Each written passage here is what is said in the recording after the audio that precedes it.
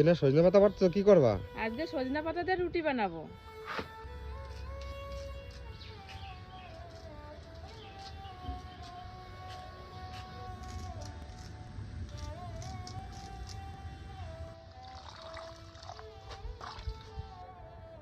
এবার সজনে শাক কাঁচা লঙ্কা কেটে নেব।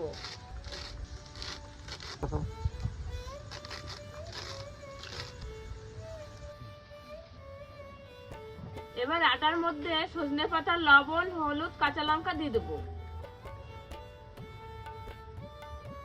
এবার জল দিয়ে মাখিয়ে নেব।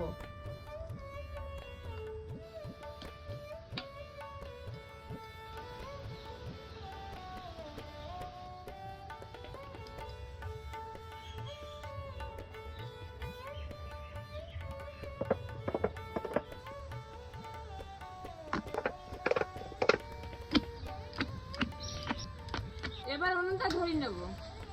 উনুন ধরে গেছে, তাওয়া বসিয়ে দেবো। তাওয়া গরম হয়ে গেছে, সাদা তেল দিয়ে দেবো।